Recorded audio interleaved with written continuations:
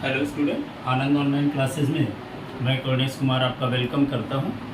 आज हम लोग हिस्ट्री के क्लास के बारे में बात करेंगे, जो आप लोगों को पहले भी हिस्ट्री का वीडियो अपलोड कर चुका हूं, जिसमें मैं यदि 1206 ईस्वी से लेकर चला हूं, जो आपका गुलाम वंश का था। गुलाम वंश से दिल्ली सल्तनत हुआ। आप लोग देखे होंगे कि इब्राहिम लोदी के द्वारा जो बाबर के बीच लड़ाई हुई, उसमें बाबर इब्राहिम लोदी को मार गिराता है और फिर से मुग़ल वंश की स्थापना आपका करता है। जो मुग़ल वंश की स्थापना आपका 1526 ईस्वी को हुई थी, और मुग़लों के जो संस्थापक यानी हुए बाबर, जहरुद्दीन मोहम्मद बाबर के नाम से जाने जाते थे, वो आपका मुग़ल वंश के गद्दी पे बैठते हैं। और साथ ही उनकी नीति जो अलग अलग थी, जैसे आपने देखा होगा कि 3 व्यक्ति ने मुग़ल वंश की स्थापना करने के लिए बाबर को भारत बुलाया था, जिसमें 3 थे। पहला थे राणा सांगा, दूसरा हुए आपका दौलत खां लोधी, और तीसरा हुए आलम खां। इन लोगों ने जब इनको न्योता देकर बुलाया और इन्होंने जब लड़ाई लड़ने की ठानी, 1525 ईस्वी को मीटिंग हुई। इस मीटिंग में कहा गया था कि भाई चलो आप लोग क्या करें, तो हम लोग सब एक साथ मिल करके इब्राहिम लोदी में लड़ाई लड़ेंगे। लेकिन ये तीनों ने बाबर को मदद नहीं किया, जिसके द्वारा बाबर ने तो किसी भी तरह से अपने तोप खाने के बदौलत कह दें, या एक युद्ध नीति जो थी हमारी, उस नीति के द्वारा, उनकी नीति के द्वारा उन्होंने जीत हासिल की थी इब्राहिम लोदी पे। तब जबकि इन तीनों ने बुलाया था इनको युद्ध लड़ने के लिए, लेकिन साथ नहीं दिया था। इसके खुन्नस में इन्होंने इन तीनों को भी युद्ध लड़ा, जिसमें मैंने बताया था कि बाबर के द्वारा जो लड़ा गया युद्ध है, उसको आप लोग एक ट्रिक्स के थ्रू आराम से याद कर सकते हैं। कहने का मतलब वो ट्रिक्स जो था वो बात किए थे, पानी पिया, खाना खाया, चांद देखा, घर गया और मर गया। यानी पानी पिया, यानी पहली लड़ाई इनकी 1526 ईस्वी को पानीपत में हुई थी। खाना खाया, खानवा का युद्ध जो हुआ था वो 1527 ईस्वी को हुआ था। उसके बाद चांद देखा, यानी चंदेरी का युद्ध जो मैथिली राय के साथ हुआ था, वो आपका 1527 ईस्वी को हुआ था। और घाघरा का युद्ध जो महमूद लोदी के बीच हुआ था, वो आपको 1529 ईस्वी को हुआ था। और अंत में बाबर की मृत्यु 1530 ईस्वी को हो जाती है, जहर देने के कारण। इब्राहिम लोदी की मां जो बावर्ची का काम कर रही थी उनके रसोईया में, उसने जहर देकर उन्हें मार दिया था। फिर हुमायूं गद्दी पे बैठा, ठीक है, और 1540 ईस्वी को 1530 ईस्वी को हुमायूं गद्दी पे बैठा। 1540 तक जो भी युद्ध उसने लड़ा, उसको एक दोस्तियाना, या कह दें कि एक मित्रता का संबंध स्थापित करते हुए, संधि करते हुए निकल जाता था। लेकिन 1540 ईस्वी को बेलग्राम के युद्ध के बाद हेमू को अपदस्थ कर दिया जाता है और उस गद्दी पे शेर खां बैठ जाता है, और लगभग 15 वर्षों तक शेर खां यानी सूर्यवंश का शासन होता है, जिसका भी वीडियो मैं अपलोड कर चुका हूँ। उसके बाद सूर्यवंश के बाद फिर क्या होता है कि ब्रेक थ्रू मिलती है किसको, तो हुमायूं को। वो पंजाब की सिंध प्रदेश से लड़ते हुए जीत करते हुए 1555 ईस्वी को फिर से अपना स्थापित करता है, और 1556 ईस्वी को अपने बनाए गए दिन बना के पुस्तकालय के स्टीरियो से गिरकर मर जाता है। अचानक ये बात अकबर को पता चलता है, और अकबर उस समय कहाँ था, तो पंजाब के कन्नौज जगह पे था। उस समय मिलता है तो उसका संरक्षक या उसके देखभाल के रूप में अकबर ने, ये हुमायूं ने बैरम खां को दिया था, ठीक है। तो अकबर, यानी कहने का मतलब अकबर का हुमायूं के बाद जो गद्दी पे बैठा वो अकबर था। अकबर एक अच्छा शासन तंत्र को बनाया, और शासन की काल भी एक अच्छा, सिर्फ कह सकते हैं कि मुगल वंश में 2 शासक बहुत ज़्यादा समय तक शासन किए थे, पहला अकबर और दूसरा औरंगजेब। इन दोनों में सबसे सहिष्णु और सबसे अच्छा शासक हम लोग अकबर को मान सकते हैं। चूँकि अकबर जब गद्दी पे बैठा था, उस समय स्थिति जो थी, अकबर की उम्र काफ़ी कम थी, और लगभग कह सकते हैं कि उसकी आयु 14 वर्ष 3 महीने का, लगभग 11 वर्ष 3 महीना 4 महीना के समथिंग उसका एज था जिस समय वो गद्दी पे बैठा। लेकिन जो 14 वर्ष 3 महीना के लमसम उसकी एज थी जिस समय वो गद्दी पे बैठा, तो उसका संरक्षक बैरम खां था। आज हम लोग उसी अकबर के बारे में बात करेंगे कि वो गद्दी पे इतनी तो समझ में आ गई कि हुमायूं जब गिरा तो अचानक वो पंजाब के कन्नौज जगह में था, अचानक उससे न्यूज़ मिलता है। उससे क्या मिलेगा, बैरम खां उसका संरक्षक था, उसको न्यूज़ मिलता है, और वो क्या करता है, उसको गद्दी पे बैठा, वही गद्दी पे बैठा दिया 10 फरवरी को, ठीक है। 10 फरवरी 1556 ईस्वी को वही गद्दी पे बैठा देता है। फिर उसकी खबर 11 को आपको कहाँ देता है, तो दिल्ली देता है। और पुनः उसकी जो राजगद्दी होती है या राजरोहन होता है या राज सिंहासन दिया जाता है, वो आपको पंजाब के कन्नौर में ही 14 फरवरी 1556 ईस्वी को दी जाती है। आज हम लोग बाबर के बारे में पहले शुरुआत करें कि बाबर का जन्म कब हुआ था। तो आपको याद होगा, हुमायूं जब 1540 से 1555 तक अपना यायावर जीवन जी रहा था, तो हुमायूं को जन्म दिया था 1542 ईस्वी को। कहाँ? तो अमरकोट राजा विरसाल के महल में। अमरकोट का राजा जो है विरसाल के महल में किसकी जन्म हुई थी? तो अकबर की जन्म हुई थी। इसका बचपन का नाम क्या था? तो जलाल था। इसकी माँ कौन थी? तो हमीदा बानो। हमीदा बानो बेगम जो थी अकबर की माँ थी। हमीदा बानो बेगम कौन थी? तो हुमायूं का आप देखे होंगे कि हुमायूं के 3 भाई थे, कामरान, हिंदाल और अस्कर। इसमें हिंदाल से हुमायूं को बहुत ज़्यादा पड़ता था, जिसके कारण ही हुमायूं हिंदाल के प्रति एक अच्छा भावना रखता था। और हिंदाल को अपनी एक युद्ध में मौत हुई थी, हुमायूं ने किसी तरह का कोई मौत नहीं दिया था। जबकि आप याद करेंगे, हमारा पहला यदि वीडियो हुमायूं का देखे होंगे तो उसमें मैं इसके बारे में जिक्र कर दिया हूँ कि इसने कामरान और अस्करी को, कामरान को तो अंधा बना करके मक्का भेज दिया था, उसके बाद अस्करी को भी मक्का भेज दिया था। बाद में चल के हिंदाल की भी मृत्यु हो गई थी। तो हिंदाल क्या था? तो हिंदाल गद्दी पे, हिंदाल का एक गुरु था। कौन गुरु था? तो आपका हिंदाल के गुरु मीर बाबा दोस्त थे, जिनका नाम शेख अली अकबर थी। उनकी पुत्री थी आपकी हमीदा बानो, जिससे आपका जन्म हुआ था अकबर का। और अकबर का जन्म, अकबर के पिताजी का तो नाम जानते ही हैं, हुमायूं है। ठीक है। अब कहा जाता है कि हुमायूं की मृत्यु के बाद बैरम खां को पता चला। बैरम खां देखा कि यदि हम इसे गद्दी पे नहीं बैठाते हैं तो मुगल वंश का अभी ही अंत हो जाएगा। तो उसने क्या किया? तुरंत ही एक ईंट का, आपको हुमायूं की मृत्यु के समय, वो कन्नौर पंजाब में था। हुमायूं की मृत्यु के बाद बैरम खां ने ईंट का सिंहासन बना करके 10 फरवरी 1556 ईस्वी को कन्नौर में ही बादशाह घोषित कर दिया। फिर इनको 11 फरवरी 1556 ईस्वी को दिल्ली में इसकी सूचना दी गई कि भाई बादशाह हमारे अकबर बन चुके हैं। और अस्थायी तौर पे इन्हें बादशाह जो बनाया गया वो बनाया गया 14 फरवरी 1556 ईस्वी को पंजाब के कन्नौर में, जिस समय उनकी आयु 13 वर्ष 4 माह की थी। राज्याभिषेक के दौरान उसने अपने आप को उपाधि ली, जो जलालुद्दीन मोहम्मद अकबर बादशाह गाजी के नाम से जाना जाने लगा। यानी अकबर जो था, अकबर का पूरा नाम कह सकते हैं पूरे शासनकाल में जलालुद्दीन मोहम्मद अकबर था। बैरम खां जब उसको जलालुद्दीन मोहम्मद अकबर को गद्दी पे बैठाया, तो चूंकि शासन तंत्र जो चलाना था, इसकी आयु उम्र 13 वर्ष 4 माह की ही थी, इसलिए बैरम खां को इसने वजीर बनाया और उसे एक खाना की उपाधि भी दी। समझ में आ रही है बात? खाना की उपाधि भी दी।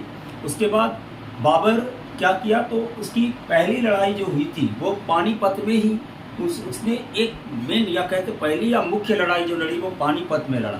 किसके बीच में? तो अफगान शासक हेमू के साथ अकबर की लड़ाई हुई। अकबर जब हुमायूं के साथ, हेमू के साथ लड़ रहा था, तो उस समय क्या हुआ? तो हेमू युद्ध में तो लगभग जीत ही चुका था, युद्ध में उसकी विजय हो चुकी थी, लेकिन संजोग बस कहे या किसी कह दे कि हेमू की दुर्भाग्य थी कि उसकी आंख में तीर लग गई और वो नीचे गिर गया और उसकी पुनः क्या हो जाती है?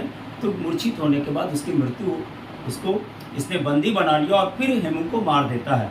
बाद में चूंकि नेतृत्व विहीन था हेमू का जो सेना था, वो अंत में हार जाती है। यानी हारा हुआ बाजी को भी अकबर ने जीत लिया था, नहीं तो हेमू के समय ही अकबर का अंत हो जाता। समझ रहे हैं? तो आखिर हेमू था कौन? तो देखिए, हेमू एक हिंदू शासक था। ठीक है। उसका जो पहले वो क्या था? तो बाजार अधीक्षक था इस्लाम शाह के शासनकाल में। ठीक है। बाद में आदिल शाह का शासनकाल आया, सूर्यवंश का।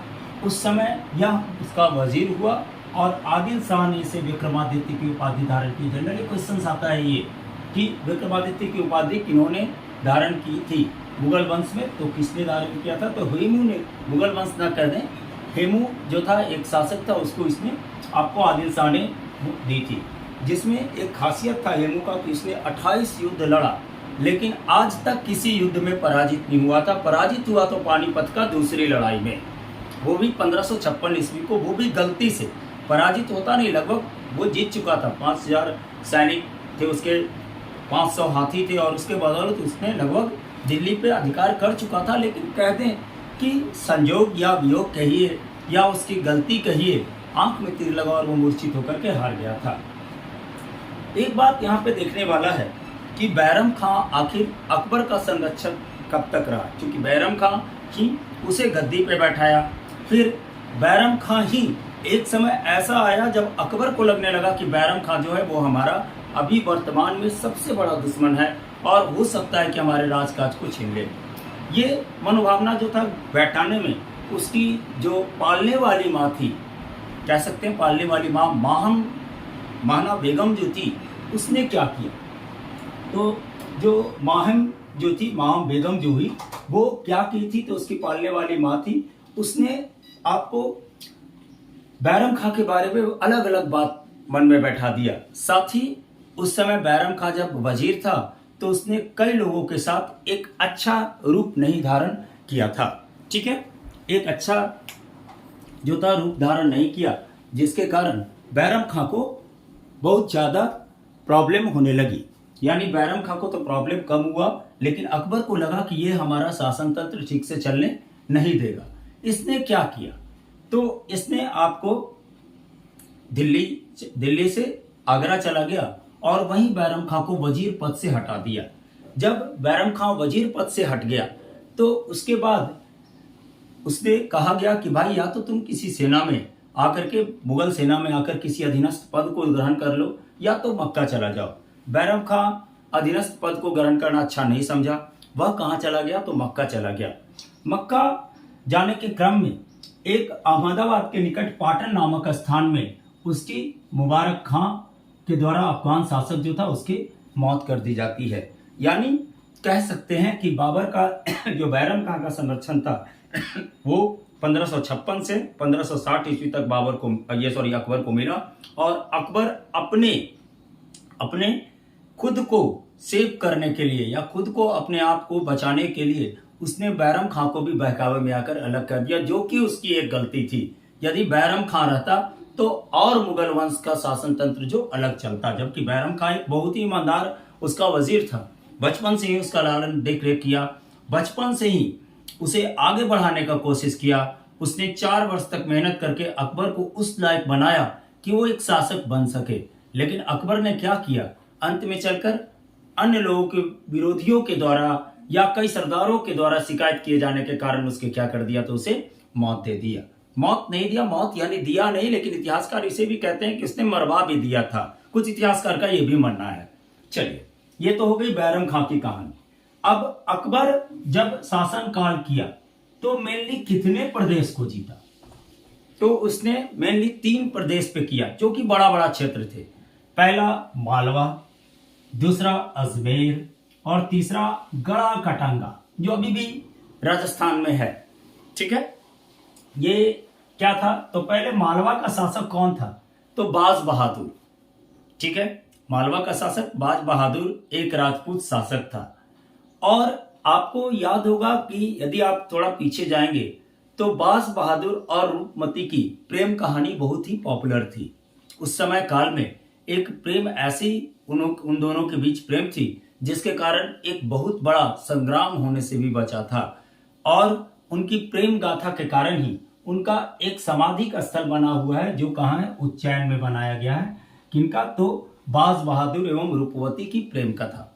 ठीक है, ये जो प्रेम कथा है वो मेनली प्रेम पे डिपेंड था। और इसकी अभी भी लोग बहुत ज्यादा उनको सम्मान की दृष्टि से मालवा में देखा जाता है। आप एक बात यहाँ पे ये सोच रहे होंगे कि इसमें क्या हुआ, तो जब युद्ध हुआ अकबर और बाज बहादुर के बीच, तो इसमें बाज बहादुर मारा गया और अकबर की जीत हुई। अंत में एक बात, गढ़ा कटंगा जो था, यहाँ पे शासक थे गौड़ एवं राजपूत सरदार, इनको भी इसने आसानी से विजित कर लिया। कुछ क्षेत्र बचे जिसको उसका एक नीति था, अकबर का युद्ध लड़ने का एक नीति था कि वो लड़ता था तो एक सीक्वेंस में नहीं लड़ता था। वो पहले कुछ क्षेत्र जीता, फिर उस शासक को कुछ दिनों के लिए छोड़ देता था, फिर अगले बार फिर कुछ दिनों के बाद 6 महीना 1 साल के बाद फिर उस पर अटैक करता था और जो बचे हुए क्षेत्र को ये अपने कब्जे में कर लेता था, ये उसकी नीति थी। अब दूसरी बात हुई कि उसने अजमेर पे, जैसे गढ़कटंगा पे तो आसानी से कर लिया, अजमेर पे विजय करने के लिए उसे कुछ मेहनत करना पड़ा था। यानी उसमें सबसे बड़ा जो थे दुश्मन या कहते जो नहीं मानने वाले थे वो महाराणा राणा प्रताप थे, जो कभी भी उसकी अधीनता नहीं माने थे और वो कहे थे कि हम किसी भी कीमत पे उसके राज्य में, उसके दरबार में जाकर के उसके अधीनस्थ नहीं होंगे। और ये भी महाराणा प्रताप की एक गलती थी, जब पूरे शासक, पूरा राजपूत शासक उसके सपोर्ट में था तो इनको भी उसके सपोर्ट में जाना चाहिए था, जिसके कारण भी हल्दी घाटी की युद्ध हुई थी। यानी अकबर के शासनकाल का एक प्रमुख युद्ध जो था वो था चित्तौड़गढ़ का पर विजय, जो 1568 ईस्वी को हुआ। इसमें हुआ क्या कि राजा उदय सिंह वहां का शासक था। जब अकबर अटैक करने वाला था तो वो क्या किया कि अपने आप को जाके एक पहाड़ी पे सुरक्षित होने के लिए बैठ गया और अपने 2 अन्य सेनापति को, जयमल एवं फत्ता को क्या किया, लड़ने के लिए अकबर से भेज दिया। अकबर इस युद्ध में लड़ रहा था और अकबर और उसके सेनापति लड़े, जिसमें चूंकि ये लोग तो लड़े वीरता से, लेकिन वीर पूर्वक ये वीरगति को प्राप्त हो गया और फिर से उदय सिंह को बंदी बना लिया गया और इस तरह से चित्तौड़गढ़ पर विजय प्राप्त कर ली। इसने अपने शासनकाल में एक और युद्ध लड़ा जो था हल्दी घाटी का युद्ध। हल्दी घाटी का युद्ध कब लड़ा गया तो 1576 ईस्वी को, 16 जून 1576 ईस्वी को महाराणा प्रताप एवं अकबर के बीच लड़ा गया, जिसमें अकबर के तरफ से मान सिंह लड़ने गए थे और इन्होंने पहले तो राणा प्रताप के कुछ भाग को विजित किया और फिर उसे कुछ दिनों के लिए छोड़ दिया। फिर 3 वर्ष के बाद, 4 वर्ष के बाद फिर राणा प्रताप पे अटैक किया और अंततः राणा प्रताप को शहीद करने के बाद, राणा प्रताप को मारने के बाद, फिर से हल्दी घाटी का युद्ध में राणा प्रताप को मारने के बाद मेवाड़ को अपने हाथ में कर लिया। दूसरी थी कि भाई इनकी शासन व्यवस्था कैसी थी। तो एक बात करेंगे, हम बारी बारी से आपको बता रहे। पहले तो हम अकबर के बारे में आपको बता दिए, अकबर के बारे में बताया, पानीपत का लड़ाई किसके बीच हुआ तो अकबर और हिमू के बीच हुआ। दूसरी हमने बात किया चित्तौड़गढ़ का विजय और तीसरा हल्दी घाटी का युद्ध। और उसके बाद जो जो राज्य को इसने विजित किया उस तरह से किया। लेकिन प्रशासनिक दौर में क्या हुआ तो जब ये गुजरात प्रदेश से 1573 ईस्वी को लौट के आया तब उसने कहा कि अब हमको भू राजस्व पे ध्यान देना होगा। यानी युद्ध तो बहुत लड़े, अब चलो थोड़ा सा भू राजस्व पे ध्यान दे दे। इसके लिए अकबर क्या किया तो कहा कि भाई जैसे क्या होता था कि पहले के राजा क्या करते थे, एक बार जमीन को लगान देख लिए, लगान फिक्स कर दी और पूरे शासनकाल में उतनी ही लगान चलती थी। इन्होंने क्या किया तो इसने कहा कि हम एक प्रणाली को अपनाएंगे। कौन सी प्रणाली तो जनरली आती है दहसाला की प्रणाली। यह क्या था तो दहसाला का प्रणाली, जैसे आप देखे होंगे कि आजकल जो होता है जनगणना होती है, वो प्रत्येक 10 वर्ष पे जनगणना की जाती है, हमारी सरकार कराती है। ठीक उसी तरह से अकबर के शासनकाल में भी अकबर ने क्या किया तो अकबर ने 10 साल के बाद भूमि और उसके अन्य लोगों को, यानी अन्य जैसे उस पर लगने वाला टैक्स आदि का मूल्यांकन करने के लिए एक दहसाला प्रणाली को लाया। ठीक है। दूसरी बात, उसने राजस्व को अनुग्रहित करने के लिए एक पद बनाया जिसका नाम था करोड़ी पद। ये पद क्या थे तो इस पद में, करोड़ी पद में राजस्व वसूली का एक पद दिया गया था, जिसमें इस पद पाने वाले अधिकारी जो होते थे उन्हें 1 करोड़ दाम, यानी आज के मूल्य से कह सकते हैं 4 दाम बराबर 1 रुपया होता है, यानी 25 लाख रुपया को पर ईयर कलेक्शंस करने का भार दिया और इस तरह से एक विभाग की स्थापना की। यानी इनका एक और जनरली क्वेश्चन आता है, दहसाली प्रणाली क्या थी, करोड़ी पद क्या था। ठीक है। दूसरा एक बात इन्होंने किया दिया, सिकंदरी गज जो मापने का पैमाना था, तो मापने का 2 स्केल का इन्होंने यूज किया। पहला यूज किया किसका तो सिकंदरी गज और इलाही गज। सिकंदरी गज क्या था तो 39 अंगुल या 32 इंच का था और जो इलाही गज था वो 44 अंगुल और 33 इंच का था। समझ में आ रही है बात। तो ये आपका लगभग मतलब शासन का हुआ। अब थोड़ा इनके अंदर में कि आखिर राजपूतों के साथ अकबर का क्या संबंध था। पहले इसका आप स्क्रीनशॉट ले लीजिए।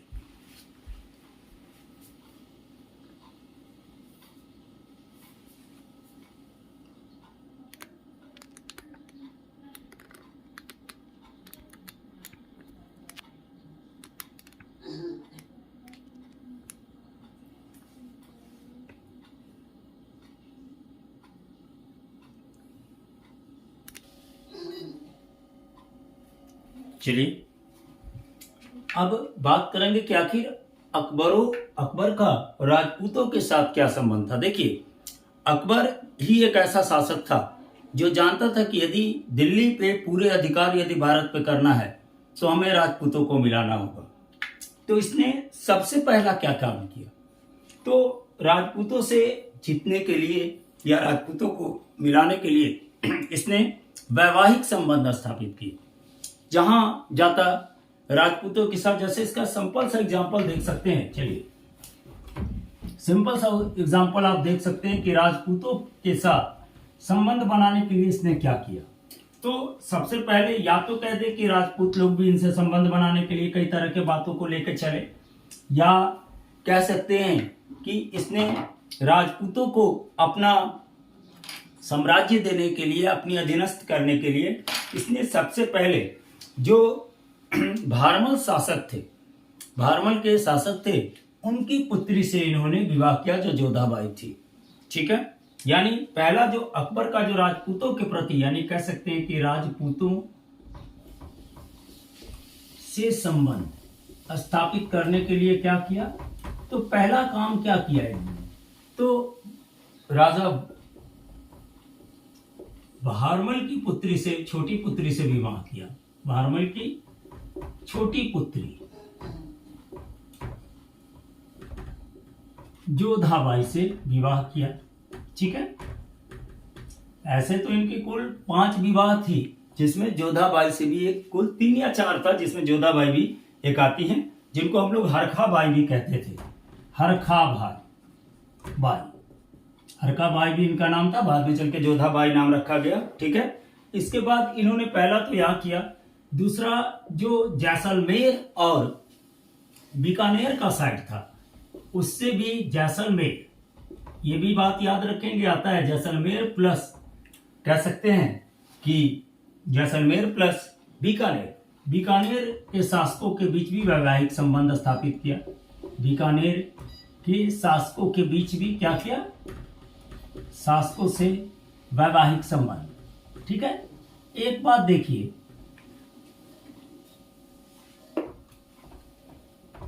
एक बात याद रखिएगा कि राजपूत के साथ इसने बहुत ही सामंजस्य स्थापित किया। ऐसे तो किसी भी के साथ ये रखता था, इसकी नीति थी कि भाई हम एकीकरण पथ पे चलेंगे।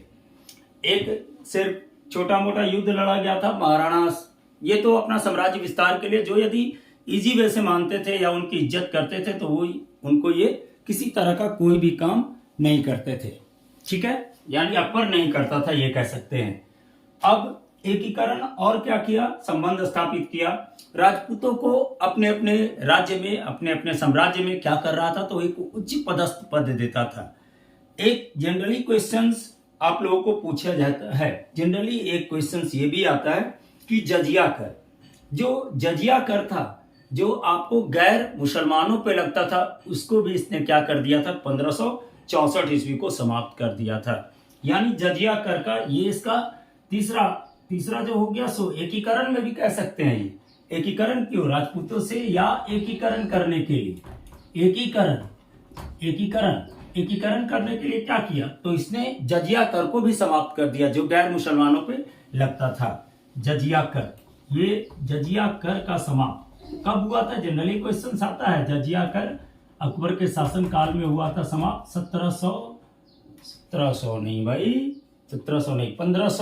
1764 ईस्वी के लगभग, शायद 1564 ईस्वी के लगभग हुआ था ये। ठीक है, 1564 ईस्वी को जजिया कर समाप्त कर दिया। एक और बात याद रखिएगा कि इसने क्या किया, तो एक जो पहले क्या होते थे, यदि आप गंगा नदी के किनारे पानी लेने जा रहे हैं, जैसे प्रयाग जा रहे हैं, इलाहाबाद जा रहे हैं, तो वैसे जगह पे भी जा रहे हैं तो उस पर भी टैक्स लगता था, यानी उसको भी इसने 1563 ईस्वी को बंद कर दिया था। यानी किस चीज का? तो पहला प्रयाग या इलाहाबाद, प्रयाग या इलाहाबाद, सब गंगा का स्रोत है, इलाहाबाद में लगाया गया कर को इसने कब अंत किया? तो 1563 ईस्वी को।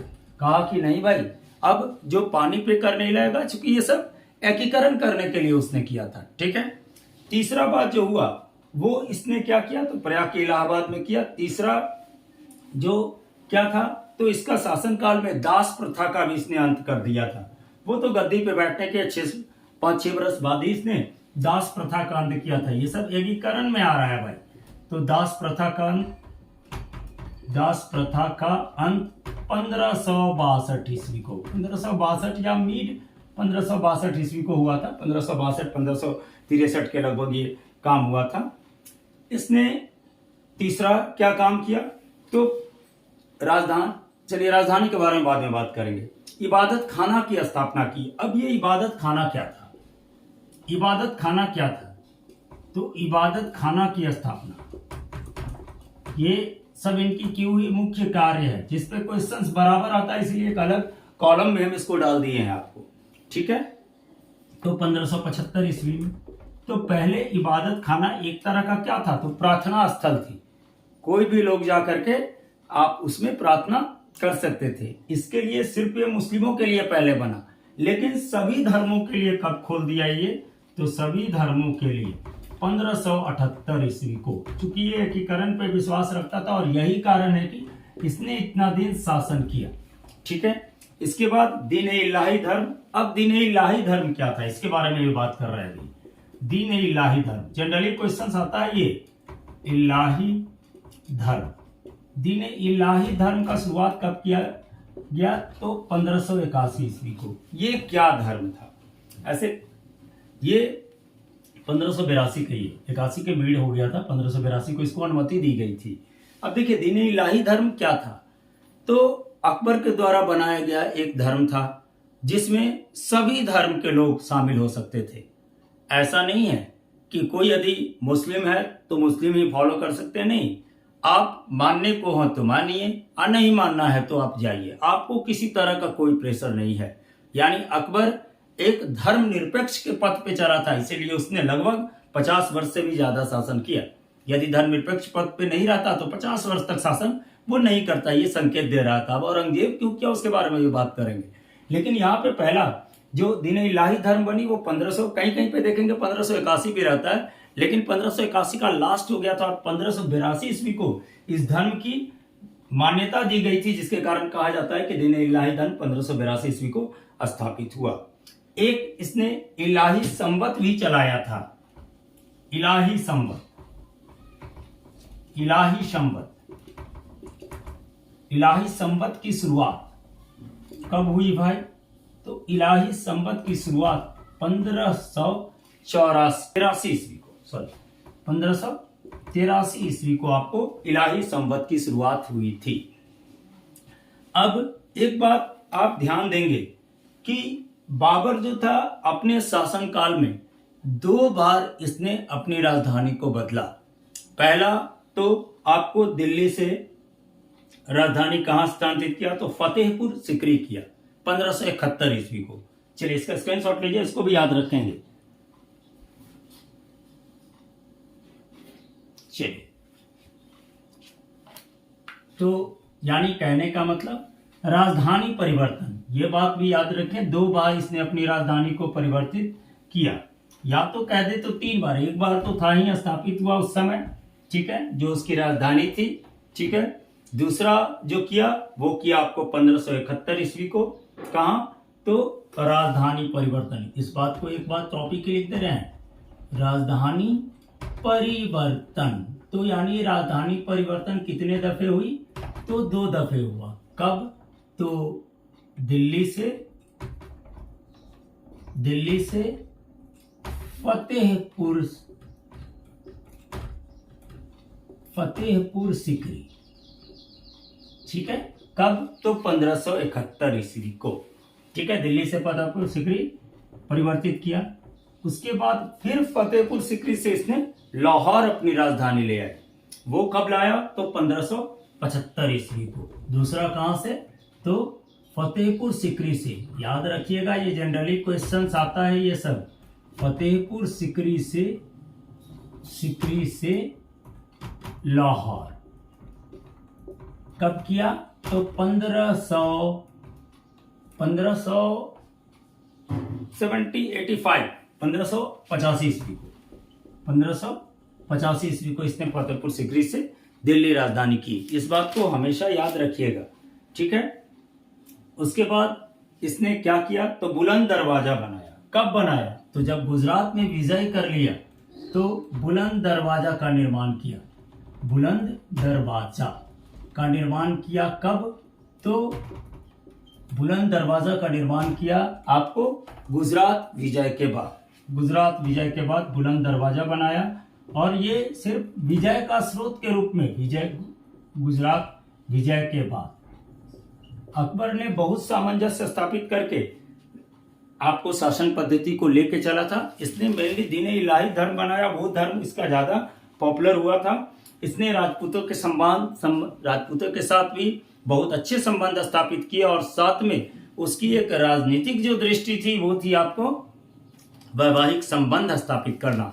इसके द्वारा भी इसकी शासन पद्धति बहुत आराम से चली है। एक बात, अकबर के दरबार में क्या थे? तो 9 रत्न थे, और वो 9 रत्न में आपको सभी कोई शामिल थे, जिसमें कह सकते हैं कि एक 9 रत्न में आपका बिरबल था। दूसरा जो था वो आपका याद होगा, पहला जो हो गया वो बिरबल हो गया। दूसरा आपका अब्बुल फजल, तीसरा तानसेन, चौथा अब्दुल रहीम खान खाना, पांचवा फैजी, छठा मानसिंह, सातवां राजा टूडरमल, आठवां आपका हकीम हुमाम, और 9वां मुल्ला दो प्याजा। आज उन लोगों के बारे में, चूंकि इसमें से भी क्वेश्चन जनरली आता है कि अकबर के दरबार में जो 9 रत्न थे, ये 9 रत्न थे, इनकी क्या काम थी, सो बात करेंगे, ठीक है। तो अकबर का जो सबसे बड़ा कार्य था वह क्या था? तो अपने दरबार में 9 रत्न को रखना। अब यहाँ पे थोड़ा सा इसको ब्रेक करके पढ़ेंगे, इसका स्क्रीनशॉट ले लीजिएगा।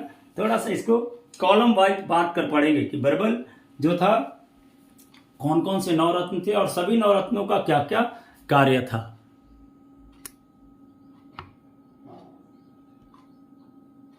चलिए अब बात करते हैं थोड़ा कि भाई अब जो बात करेंगे वो 9 रत्नों के बारे में बात कर रहे हैं कि 9 रत्न थे तो क्या थे, ठीक है। चलिए 9 रत्न, अकबर के दरबार में जो 9 रत्न थे वो सबसे पहला कौन थे? थोड़ा सा कॉलम वाइज बांट दे रहे हैं, थोड़ा ध्यान दीजिएगा। पहला जो था वो था आपका बिरबल, ठीक है। आखिर इसका इस पे भी क्वेश्चन आता है। पहला था कौन सा? बिरबल। दूसरा ले लेते हैं अब्बुल फजल, ठीक है। सेकंड हो गया कौन सा? अब्बुल फजल। क्या काम था, कहां जन्म लिए थे, पूरी बात कर रहे हैं। अब्बुल फजल। तीसरा जो थे तानसेन। चौथा अब्दुल रहीम खान खाना, ठीक है। चौथा अब्दुल रहीम खान खाना। ये सब पहुंचे हुए व्यक्ति थे। अब्दुल रहीम खान खाना। और जो 5वां था वो था आपका कौन? तो मानसिंह। तो पहले इन 5 के बारे में बात कर ले, उसके बाद आते हैं तो 4 के बारे में बात करेंगे। देखिए बिरबल कौन थे?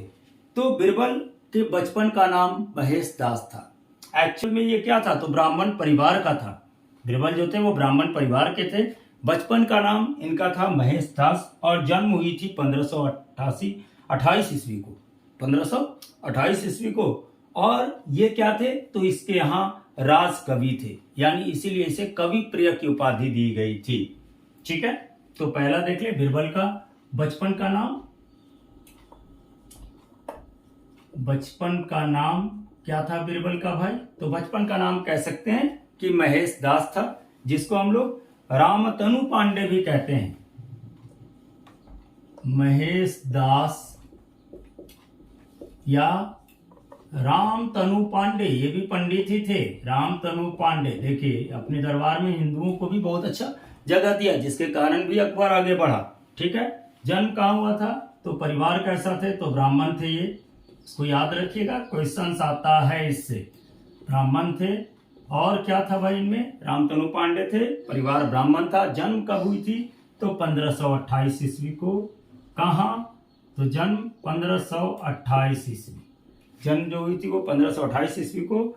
और इनका जो उपाधि था अकबर ने क्या दिया था, तो कवि प्रिय। ठीक है, अब्बुल फजल, अब्बुल फजल क्या थे, तो सूफी शेख थे।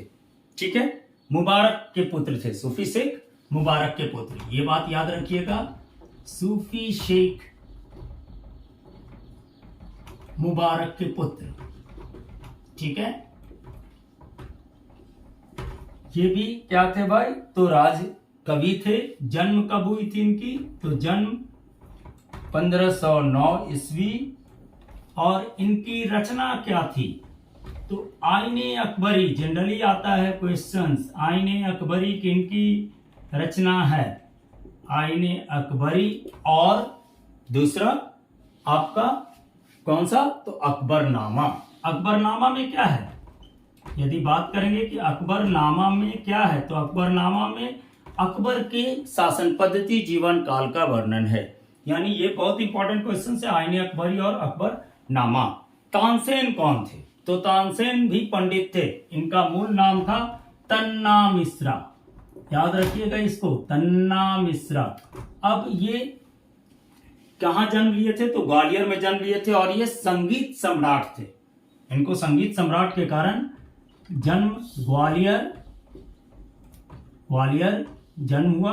और ये क्या थे, तो संगीत सम्राट थे, संगीत सम्राट की संज्ञा भी दी गई। या इनको कंठभरण वाणी, कंठभरण वाणी विलास, विलास की उपाधि भी दी गई। ठीक है, ये हो गए आपको जो तीसरे थे तानसेन सो।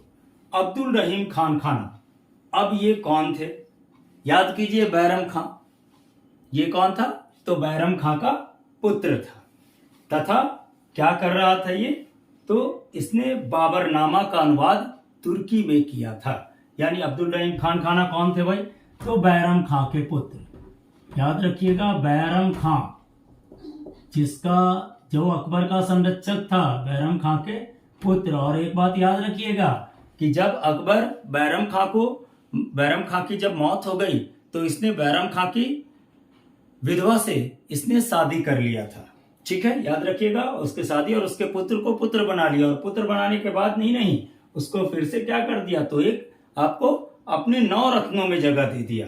और ये बैरम खां के पुत्र ने क्या किया, तो बाबरनामा, जो बाबर का आत्मकथा है, अपनी लिखी हुई उनकी अपनी जो कथा है, बाबरनामा का अनुवाद किसमें किया, तो बाबरनामा का अनुवाद कैसे हुआ, तो तुर्की से फारसी में किया गया। याद रखिएगा, ये भी क्वेश्चन, तुर्की से फारसी जनरली आता है क्वेश्चन कि बाबरनामा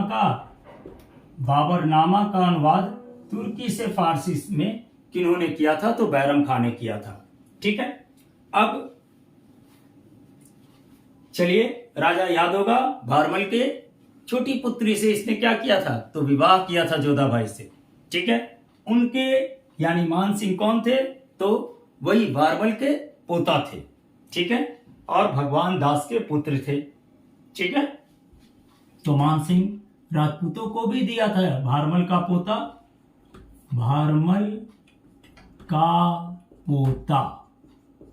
ठीक है, ये क्या कौन था, तो भारमल का पोता था। इसी से समझ जाइए कि इसने कितना आगे किया। या कह दीजिए बेटा किसका था, तथा ये भी लिखी दीजिए भगवान दास का बेटा था, भगवान दास का पुत्र था।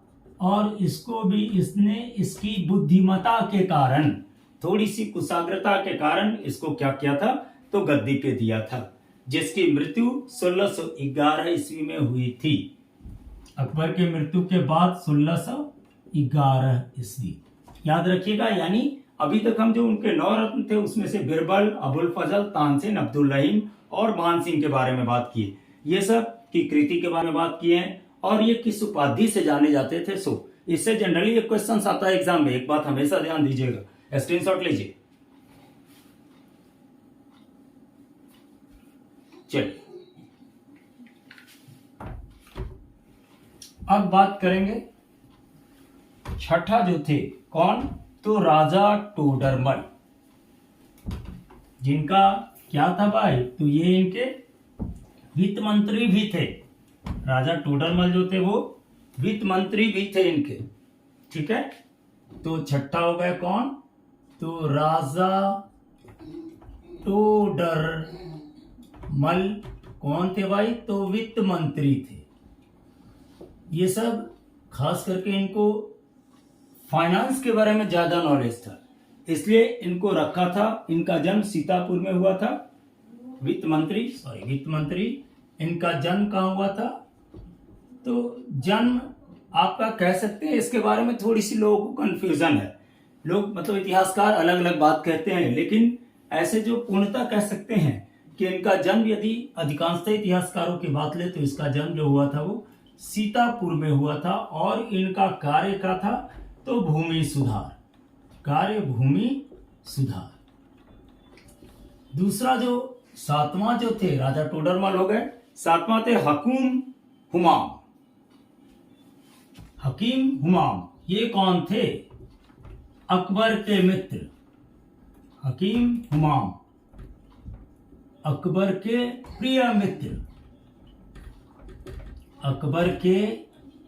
प्रिय मित्र। जनरली आता है कि अकबर के प्रिय मित्र कौन थे, जो आपका नवरत्न में थे। लोग कंफ्यूज कर जाते हैं। तो अकबर के प्रिय मित्र कौन थे, तो हकीम हुमायूं थे, ठीक है।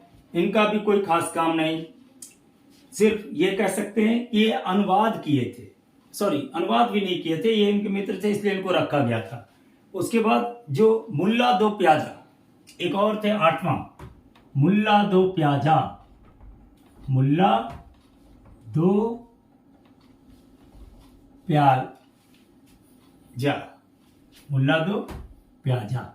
ये चूंकि खाने में 2 प्याला का यूज करते थे, इसलिए इनका नाम पड़ा था मुल्ला दो प्याजा कहते।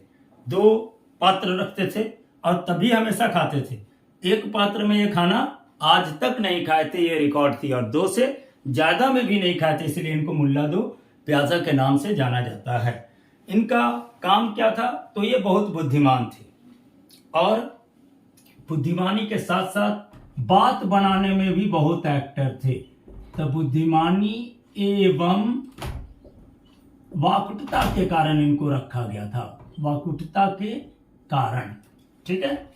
और ये जो एक अंतिम थे वो थे फैजी कौन थे, तो अब्बुल फजल के बड़े भाई फैजी, जिसने अनुवाद किया। फैजी कौन थे, नौमा, अब्बुल फजल के बड़े भाई, अब्बुल फजल के बड़े भाई। इन्होंने क्या किया, तो महाभारत, ठीक है, समझ रहे हैं, महाभारत, गीता का फारसी में अनुवाद, गीता का फारसी में अनुवाद। और ये भी कहा जाता है कि इन्होंने कुरान का भी अनुवाद किया था। ये एक इंपॉर्टेंट चीज है, कुरान का अनुवाद। आज तक कोई शासक कुरान का अनुवाद नहीं कर रहा था, सिर्फ अकबर ही एक ऐसा शासक था जो कुरान का अनुवाद किया। और ये कुरान का अनुवाद करने वाले उनके नवरत्न जो थे वो फैजी थे। अब एक बात, इनके शासनकाल में और थे कुछ, क्या थे, तो एक संगीतज्ञ था जिसको हम लोग कहते हैं महान संगीतज्ञ भी रहे थे।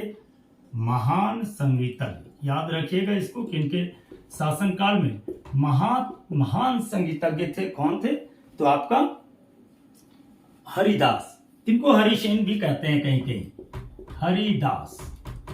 दूसरा, ये शासनकाल जो था वह हिंदी साहित्य का स्वर्ण काल था। अकबर के शासनकाल को हिंदी साहित्य का, ये सब क्वेश्चन आता है, साहित्य का स्वर्ण काल कौन काल था भाई, तो अकबर का काल,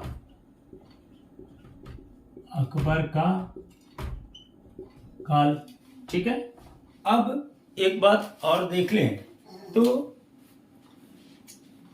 ये थे अकबर के समकालीन सूफी संत भी थे, शेख सलीम चिश्ती। जनरली क्वेश्चंस आता है ये सब। अकबर के शासनकाल में सूफी संत कौन थे भाई? तो सूफी संत जो थे वो कौन थे? तो आपका शेख सलीम चिश्ती। याद रखिएगा इसको हमेशा, जनरली आता है लोग गलत करते हैं। शेख सलीम चिश्ती, ठीक है। अब एक बात, अकबर की मृत्यु हो जाती है, वो भी जनरल मौत होती है, किसी भी युद्ध में नहीं होता है। इनकी मृत्यु जो होती है वो आपका 16 अक्टूबर 1605 ईस्वी को होता है। मृत्यु जो होती है वो कब होता है? अकबर का मृत्यु, याद रखिएगा, अकबर का मृत्यु आपको आगरा में ही होता है 16 अक्टूबर 1605 ईस्वी को। और दफनाया कहाँ गया? तो आगरा में दफनाया गया है इसको, आगरा के निकट सिकंदरा में। याद रखिएगा, आगरा के निकट सिकंदरा में, आगरा के निकट सिकंदरा। यानी आप देखें कि अकबर का जो शासनकाल में 9 रत्न थे वो कई तरह से व्यवस्थित थे और कई तरह से अपने साम्राज्य को विस्तार किया अकबर। और अकबर के शासनकाल में उन्नति भी हुई, युद्ध भी लड़े, लेकिन किसी भी तरह का कोई इसमें मौत भी कोई खास नहीं, कोई हानि भी नहीं होती थी। यानी कह सकते हैं तो अकबर एक कुशल शासक था। यदि कंपैरिजन करें अकबर और औरंगजेब के बीच, तो मैं आपको बताऊंगा कि अकबर अच्छा था या औरंगजेब अच्छा था, या किसकी नीति अच्छा थी। आशा कर रहे होंगे कि आप हमारे चैनल आनंद ऑनलाइन क्लासेस को सब्सक्राइब कर रहे होंगे। अकबर का सिर्फ एक इतना छोटे वीडियो में अकबर को कंप्लीट करा देना संभव नहीं होता है, इसमें कुछ और बात होती है जो धीरे धीरे मैं अपडेट करता रहूंगा आपको। अभी मैं आपको कॉन्सेप्ट दे दिया हूं कि अकबर का कैसे चला, अकबर शासनकाल को कैसे चलाया। चलिए, धन्यवाद।